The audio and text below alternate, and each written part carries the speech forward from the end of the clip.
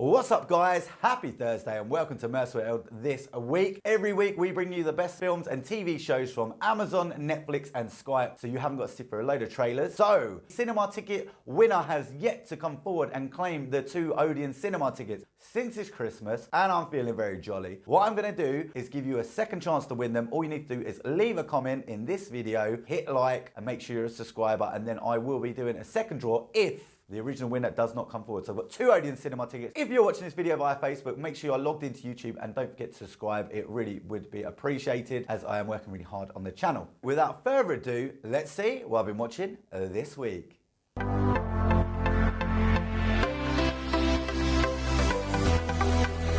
Captain Marvel on Sky Movies. I'm a massive fan of the Marvel films. I went to see Captain Marvel first at the cinema, but I rewatched it on Sky just to get a second opinion of it. If you like the Marvel films, you've probably already seen it. If you haven't, it's worth a watch. Definitely, it's easygoing, family entertainment. Marvel films always hit the nail on the head. A little bit of comedy, you got some action, you got fantasy, you've got a bit of everything really. This is the first Marvel film with a sole female lead, Brie Larson, who's a very good looking lady. There's a lot of rumours about what she's like offset, but you know, they're rumours. At the end, their job's to act and she does a great job at acting, so that's all people should judge her on. One for you, Brie.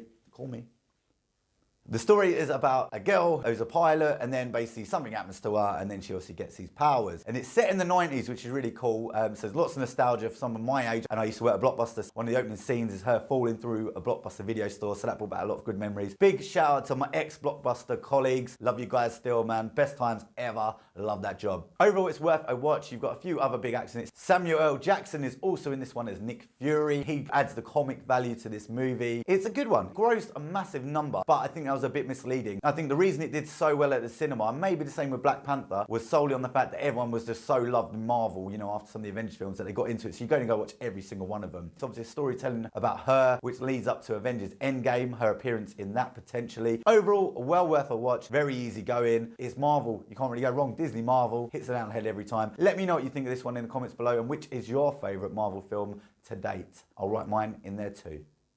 A Hole in the Ground on Netflix. This was trending on my Netflix feed, so I thought I'll give this a go. Is it a horror? Is it a thriller?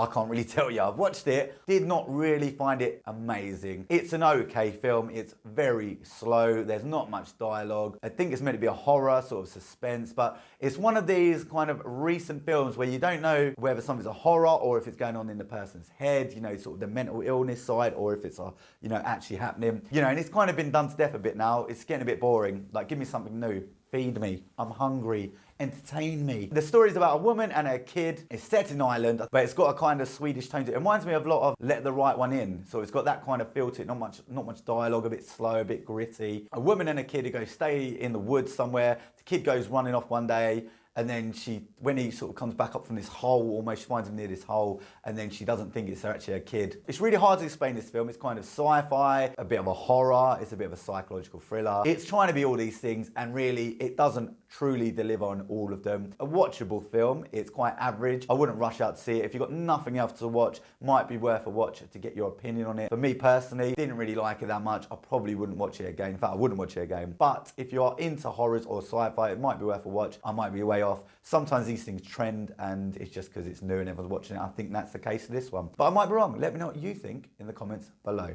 The Irishman on Netflix. Martin Scorsese's latest and greatest, starring Al Pacino, Robert De Niro and Joe Pesci. It's an Italian mobster movie based entirely on a true story, obviously a little bit dramatised in parts, and it was released in the cinema about a month ago, limited, just so it can be Oscar nominated. So they've obviously got high hopes that this will be an Oscar contender. If you're expecting Goodfellas in 2019, as I was, you will be a little bit disappointed. I would say this movie is like Goodfellas, all the gangster side, the business side, without the kind of exciting cool side. Something like Goodfellas, you'll see a guy become a sort of a gangster, and then you'll see him like taking a girl on a date, and he's going to the front of a restaurant and being treated like the man. In this, you don't really see that side of it. Now the story is interesting, the acting is excellent. I thought Al Pacino was absolutely amazing. The guy has just acted his heart. I mean, he's still got it absolutely brilliant. De Niro was great. Joe Pesci's character, what is so good about him in the past is his kind of rage and his quickness, and they didn't really use that, but I think that's just with where him aging and stuff. Great to see them all together. The CGI in this movie is amazing. So I could see it win an Oscar for effects maybe, but as a movie, if it wasn't those actors, it didn't really live up to expectations, if I'm honest. A good film, I'd say it's a 7 out of 10 for a film, but an 8 out of 10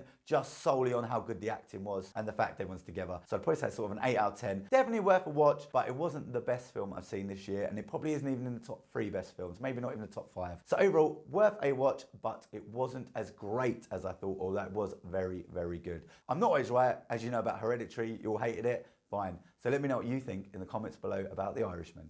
That's it for this week, guys. Thank you as every week for tuning in. It doesn't take that much to click and watch my video, but it does mean a hell of a lot to me because I put in a lot of effort. Please tell your friends and family about Merciful. Don't forget to share any links. So if you are watching through Facebook, please make sure you log in and hit subscribe and a like and leave a little comment because it goes a hell of a long way to help more people see my content, which I'm working really hard at. So everyone who has supported from day one, thank you very much. And don't forget, cinema tickets are still up for grabs unless they're claimed by next week. So stand tomorrow, don't forget to claim your tickets. If you don't buy next week, I'm gonna have to give them to someone else because it's Christmas and I'm feeling jolly. So I've got 2 Odeon tickets. You could be winning them if Stanton Moore doesn't come and claim them by next week. Oh, the race is on. Have a fantastic week. Thank you as always for tuning in. Don't forget to leave me some recommendations to what's next week. They are so, so useful. Oh, cannot wait. Christmas is nearly here. Have a great week, guys. Thanks a lot. See you next Thursday.